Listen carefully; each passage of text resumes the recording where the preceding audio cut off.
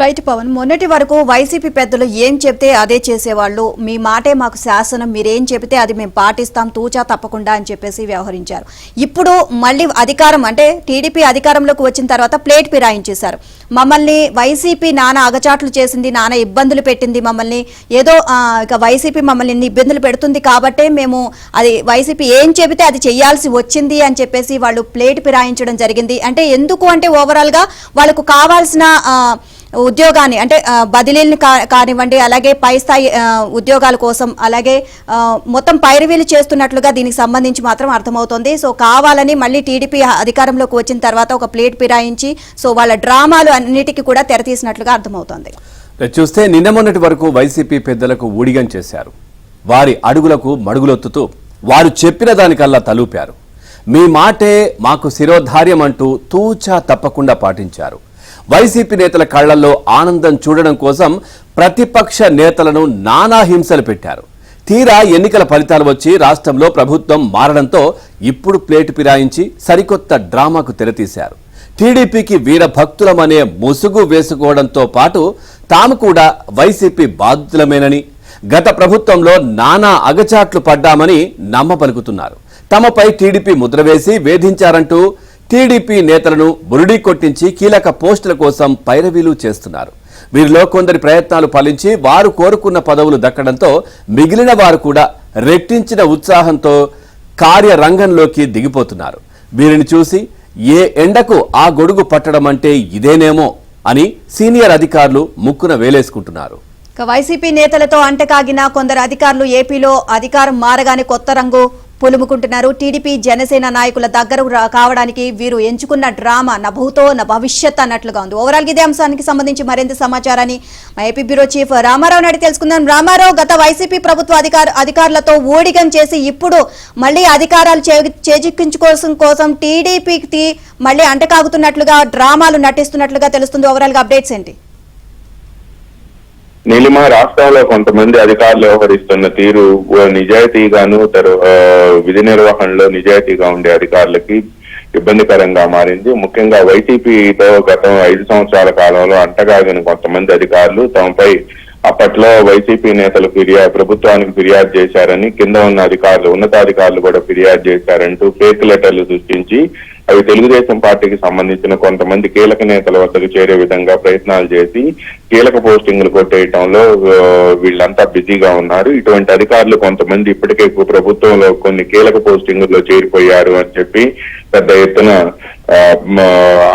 ఈ అంశాలన్నీ కూడా ఐఏఎస్, ఐపీఎస్ అధికారుల్లో చర్చలు సాగుతున్నాయి. దీంతో పాటు వీళ్ళంతా కూడా వైసీపీ పెద్దలు ఏమి చెబితే చేయటం, వాళ్ళు చెప్పిందే వాళ్ళ మాటే వేదంగా పరిగణించడంతో పాటు వాళ్ళ అడుగులకు మడుగులొత్తుతూ కూడా వ్యవహరించారు. గత 5 సంవత్సరాల కాలంలో వీళ్ళు వైసీపీ నేతలు చెప్పిన మాటలు విని ప్రతిపక్షంలో ఉన్న టీడీపీకి సంబంధించిన కొంతమంది నేతలను, కార్యకర్తలను టార్గెట్ చేసి వెంటాడి వేధించారు. దీంతో పాటు వారికి సంబంధించిన కొన్ని సమావేశాలు పెట్టుకోవడానికి కూడా అనుమతులు ఇవ్వకుండా అడ్డుకున్నారు.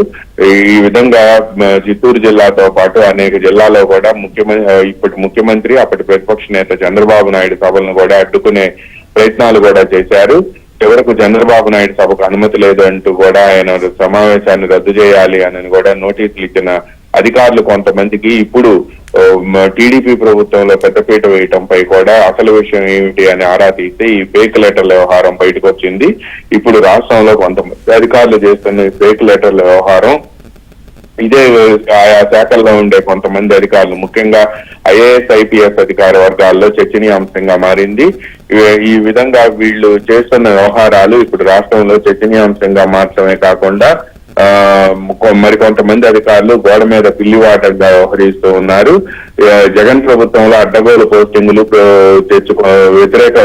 ప్రజా వ్యతిరేక విధానాలతో చెలరేగిన అధికారులు ఇప్పుడు తెలుగుదేశం ప్రభుత్వ పాలనలో కూడా ప్రాధాన్యత కోరుకుంటున్నారు అనే విషయం స్పష్టంగా అర్థమవుతుంది. ఈ నేపథ్యంలోనే ఈ అధికారులంతా కూడా కొంతమంది ఫేక్ లెటర్లు సృష్టించడం, మరి కొంతమంది తెలుగుదేశం పార్టీలో ఉండే కొంతమంది నేతల ద్వారా అధినేత వద్దకు కొంతమంది కీలక నేతల వద్దకు వచ్చి కూడా పోస్టింగ్లు సంపాదించుకునే పనిలో పడ్డారు. ఈ విధంగా చేస్తున్న కొంతమంది అధికారులు ఇప్పటికే కీలక పోస్టింగ్లు సాధించడంతో మిగతా అధికారులంతా కూడా విస్మయం వ్యక్తం చేస్తున్నారు. అప్పుడు అంటగాగిన అధికారులే ఇప్పుడు మళ్ళీ చక్రం తిప్పుతుండటంతో ఇదేమిటి అని కూడా మరి కొంతమంది అధికారులు ప్రశ్నిస్తున్నారు. నిజాయితీగాను నిబంధనలకు అనుగుణంగాను పనిచేసే అధికారులకి శిక్ష వేస్తున్నారు అని చెప్పి అది గతంలో వైసీపీతో అంటగాగిన అధికారులు ఎవరికి కూడా ఈ ప్రభుత్వంలో కీలక పోస్టింగ్లు ఉండబోవు. అదేవిధంగా అటువంటి అధికారులు ఇప్పుడు వచ్చినా కూడా మళ్ళా వాళ్ళు వైసీపీకి ఇన్ఫర్మేషన్ చేరవేస్తూ ఉంటారు అని కూడా కొంతమంది ఐఏఎస్ అధికారులు బహిరంగంగానే వ్యాఖ్యానిస్తున్నారు.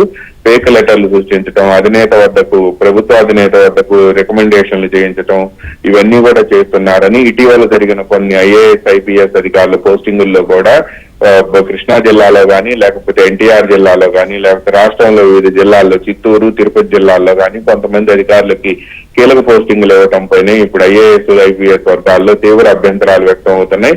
మరి కొంతమంది అధికారులు కూడా గనుల శాఖలో కానీ లేకపోతే ఎక్సైజ్ ఇటువంటి శాఖల్లో కూడా ఈ అధికారులు చక్రం తిప్పి వైసీపీతో అంటగాగటం, అలాగే కుంభకోణాలకు పాల్పడటం, అవినీతి కార్యకలాపాలకు పాల్పడటంతో పాటు కొంతమంది ఐపీఎస్ అధికారులు అయితే ప్రతిపక్షాలకు సంబంధించిన ముఖ్యంగా తెలుగుదేశం పార్టీకి సంబంధించిన నేతలను అధికార పార్టీ నేతలు మాట చెప్పిందే వాళ్ళ మాటే వేదంగా పరిగణించి వెంటాడి వేధించారనే ఆరోపణలు వినిపిస్తున్నాయి. ఈ నేపథ్యంలోనే కూటమి ప్రభుత్వం కూడా ఇటువంటి అధికారులకు పోస్టింగ్లు ఇవ్వడంలో 1-2 సార్లు ఆలోచించాలి అని చెప్పి కూడా నిజాయితీగా ఉండే అధికారులు విజ్ఞప్తి చేస్తున్నారు. Neelima. Right, thank you Ramarao.